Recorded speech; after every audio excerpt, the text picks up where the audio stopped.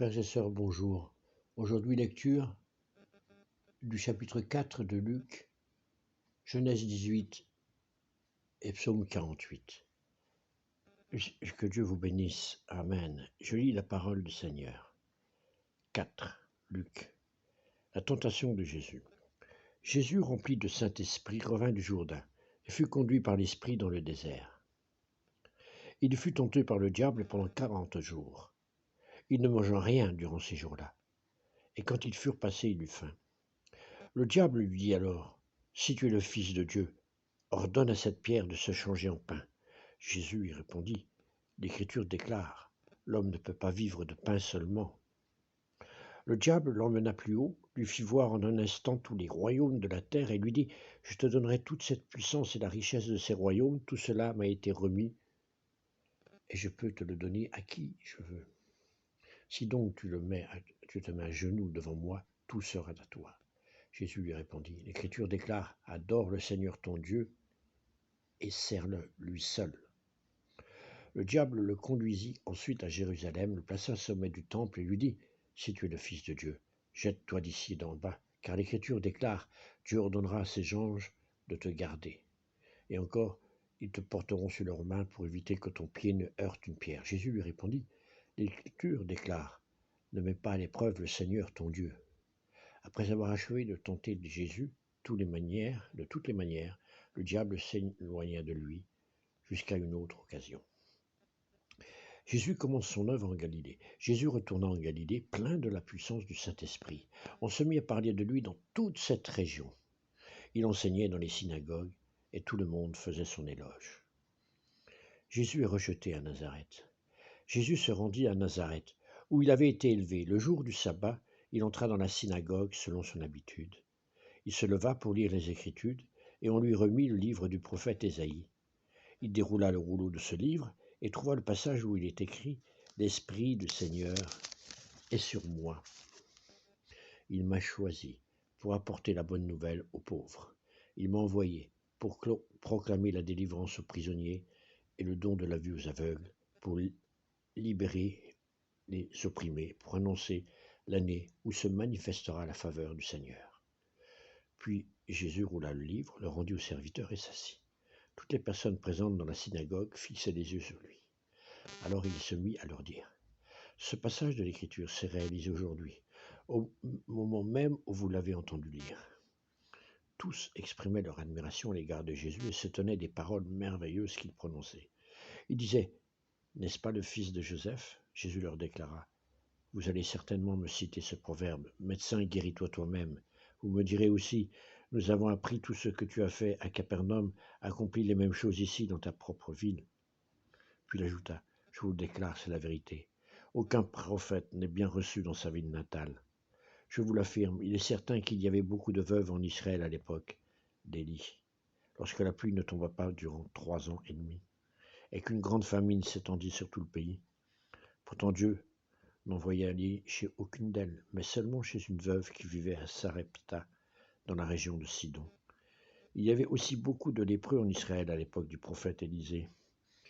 Pourtant, aucun d'eux ne fut guéri, mais seulement Naaman, le Syrien. Tous dans la synagogue furent remplis de colère lorsqu'ils entendirent ces mots. Ils se levèrent, l'entraînèrent hors de la ville et le menèrent au sommet de la colline sur laquelle leur ville était bâtie, afin de le précipiter dans le vide. Mais il passa au milieu d'eux et s'en alla. L'homme tourmenté par un esprit mauvais. Jésus se rendit alors à Capernaum, ville de Galilée, et il y enseignait les gens le jour du sabbat. Ils étaient tous très étonnés de sa manière d'enseigner, car il parlait avec autorité. Dans la synagogue se trouvait un homme qui avait en lui un esprit mauvais. Il se mit à crier très fort, « Ah, que nous veux-tu, Jésus de Nazareth? Es-tu venu pour nous détruire? Je sais bien qui tu es, le Saint envoyé de Dieu. » Jésus parla sévèrement à l'esprit et lui donna cet ordre, « Tais-toi et sors de cet homme. » L'esprit mauvais jeta l'homme à terre devant tout le monde et sortit de lui sans lui faire aucun mal. Tous furent saisis d'étonnement et ils se disaient les uns aux autres, « Quel genre de parole est-ce là? Cet homme commande avec autorité et puissance aux esprits mauvais, et ils sortent. » et l'on parlait de Jésus partout dans cette région. Jésus guérit beaucoup de malades. Jésus quitta la synagogue et se rendit à la maison de Simon. La belle-mère de Simon souffrait d'une forte fièvre, et l'on demanda à Jésus de la guérir. Il se pencha sur elle et d'un ton sévère donna un ordre à la fièvre. La fièvre la quitta, elle se leva aussitôt et se mit à l'y servir. Après le coucher du soleil, tous ceux qui avaient des malades atteints de divers maux les amenèrent à Jésus. Il posa les mains sur chacun d'eux et les guérit. Les esprits mauvais sortirent aussi de beaucoup de malades, en criant « Tu es le Fils de Dieu !» Mais Jésus leur adressait des paroles sévères et les empêchait de parler, parce qu'ils savaient, eux, qu'il était le Messie. Jésus prêche en Judée. Dès que le jour parut, Jésus sortit de la ville et s'en alla vers un endroit isolé. Une foule de gens se mirent à le chercher. Quand ils l'eurent rejoint, ils voulurent le retenir et l'empêcher de les quitter. Mais Jésus leur dit « Je dois annoncer la bonne nouvelle du royaume de Dieu aux autres villes aussi, car c'est pour cela que Dieu m'a envoyé. » Et il prêchait dans les synagogues de Judée. C'était la parole du Seigneur, Luc 4. Nous allons maintenant lire le psaume 48, la cité du grand roi. C'est un chant, psaume qui appartient au recueil de la confrérie de Corée. Le Seigneur est grand et mérite bien qu'on le loue dans la ville de notre Dieu. Sa montagne sainte s'élève avec élégance et fait la joie de toute la terre. Sion est la montagne où le Seigneur tient son conseil, c'est la cité du grand roi. Dieu y veille dans ses fortifications. On sait qu'il en est la forteresse. Les rois s'étaient rassemblés, ils s'étaient avancés ensemble contre Sion. À peine ont-ils vu le Seigneur qu'ils ont été frappés de stupeur. Épouvantés, ils ont pris la fuite. Un tremblement les a saisis sur place, une angoisse, comme des femmes en mal d'enfants, ou comme lorsque le vent d'Est fait sombrer les grands navires. Ce que nous avions entendu raconter correspond à ce que nous avons vu dans la ville du Seigneur de l'univers, dans la ville de notre Dieu. Dieu la maintenant toujours debout. Dieu la maintient toujours debout. Dieu, à l'intérieur de ton temple, nous refaisons l'expérience de ta bonté. Tu es célèbre jusqu'au bout du monde aussi on te louera. Ta main droite est remplie de bienfaits. Sur le mont Sion, qu'on se réjouisse, et dans les villes de Juda, qu'on s'émerveille des jugements que tu as prononcés. Faites en cortège le tour de Sion. Comptez ses tours de défense. Admirez ses murailles. Regardez bien ses fortifications. Alors vous pourrez raconter à la génération qui vient que ce Dieu est notre Dieu pour l'éternité et qui nous conduit pour toujours. Amen, alléluia. C'était la parole du Seigneur. Le psaume 48. Nous allons voir maintenant, ensemble, nous allons lire le chapitre 18 de Genèse. Je lis la parole du Seigneur. Amen. Il s'agit de la confirmation de la naissance d'Isaac. L'Éternel apparut à Abraham parmi les chênes de Mamré, alors qu'il était assis à l'entrée de sa tente pendant la chaleur du jour. Il leva les yeux et vit 3 hommes debout, non loin de lui.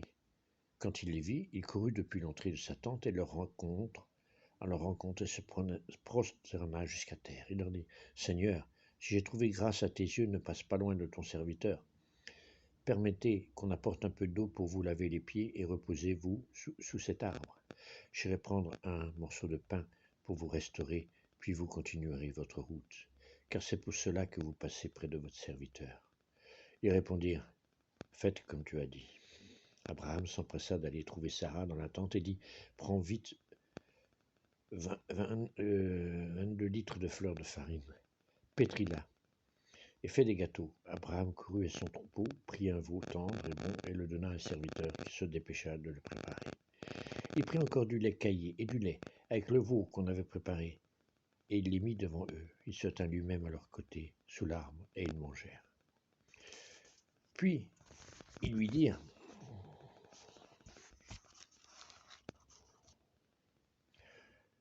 Où est ta femme Sarah ?» Il répondit « Elle est là, dans la tente. » L'un d'eux dit « Je reviendrai vers toi à la même époque, et ta femme Sarah aura un fils. » Sarah écoutait à l'entrée de la tente derrière lui.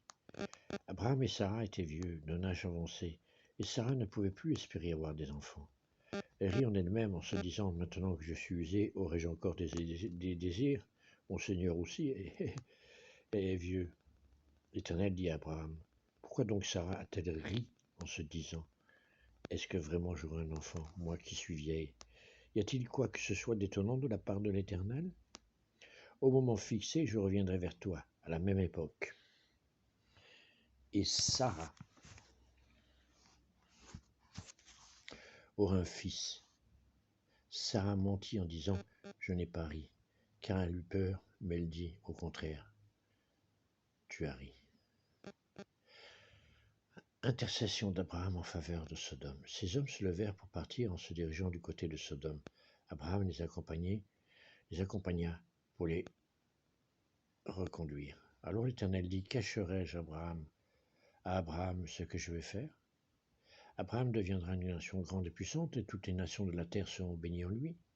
En effet, je l'ai choisi afin qu'il ordonne à ses fils et à sa famille après lui de garder la voie de l'Éternel, en pratiquant la droiture et la justice.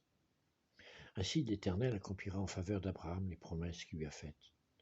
L'Éternel dit, le cri contre Sodome et Gomorrhe a augmenté, et leur péché est énorme. C'est pourquoi je vais descendre, et je verrai s'ils ont agi entièrement d'après le bruit venu jusqu'à moi. Si ce n'est pas le cas, je le saurai. Les hommes s'éloignèrent et allèrent vers Sodome, mais Abraham se tint encore devant l'Éternel. Abraham s'approcha de lui et dit, supprimeras-tu vraiment le juste avec le méchant? Peut-être y a-t-il 50 justes dans la ville? Les supprimeras-tu aussi? Ne pardonnes-tu pas cette ville à cause des 50 justes qui sont au milieu d'elle? Faire mourir le juste avec le méchant, si bien que le sort du juste serait identique à celui du méchant, cela ne correspond certainement pas à ta manière d'agir. Celui qui juge toute la terre n'appliquera-t-il pas le droit? L'Éternel dit, si je trouve à Sodome 50 juges, je pardonnerai à toute la ville à cause d'eux.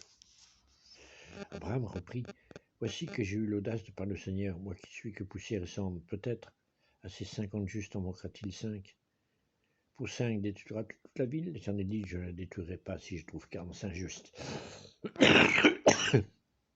Abraham continua de lui parler et dit, peut-être y trouvera-t-il 40 justes. L'Éternel dit, je ne lui ferai rien à cause de ces 40.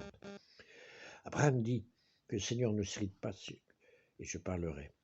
Peut-être s'y trouvera-t-il 30 justes. L'Éternel dit, je ne lui ferai rien si j'y trouve que 30 justes. Abraham dit, voici que j'ai eu l'audace de parler au Seigneur. Peut-être s'y trouvera-t-il 20 justes. L'Éternel dit, je ne la détruirai pas à cause de ces 20 justes. Abraham dit, que le Seigneur ne s'irrite pas et je ne parlerai plus que cette fois. Peut-être s'y trouvera-t-il 10 justes. L'Éternel dit, je ne détruirai pas à cause de ces 10 justes. L'Éternel s'en alla lorsqu'il eut fini de parler à Abraham, et Abraham retourna chez lui. C'était le chapitre 18 de Genèse. J'ai lu ainsi la parole du Seigneur. Amen. Alléluia. Que Dieu vous bénisse abondamment. Que le règne de Dieu soit dans tous les secteurs de votre vie pour aujourd'hui. Amen.